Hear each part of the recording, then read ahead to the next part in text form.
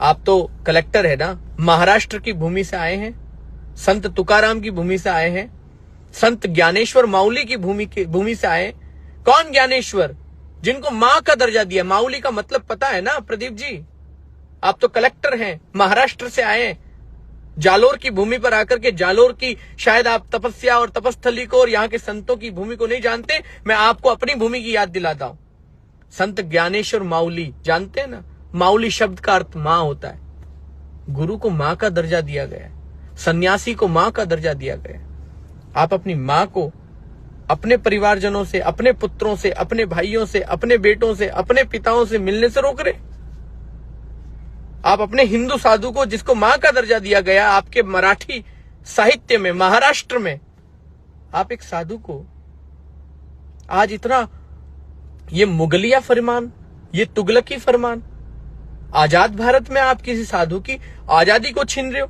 मैं supreme court, high court के सारे वकीलों तक मेरा ये वीडियो पहुंचाओ, आप सारे हिंदुओं, और उन्हें कहो बिना किसी नोटिस, बिना किसी कागज के एक हिंदू साधु को जालोर के किसी हिंदू घर में जाने से आरएसी के जवान लगाकर, पूरी बटालियन लगाकर के रोका जा रहा है।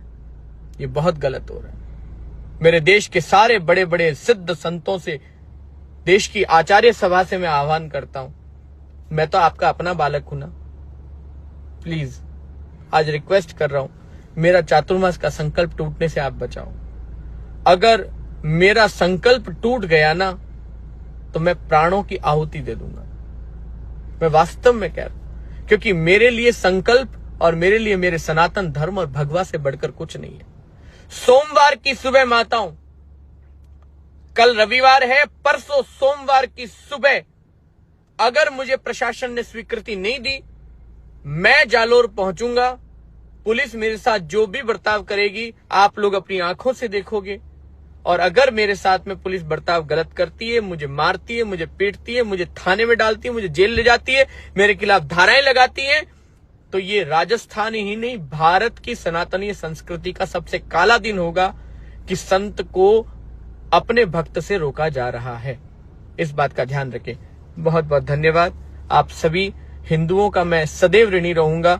ऐसी विकट परिस्थिति में भी आप लोग मेरे लिए लाठियां खा रहे, मेरे लिए इतना सब कुछ कर रहे हैं। मेरी आवाज भावुक हो जाती है, मेरे आंखों में आंसू आ जाते हैं।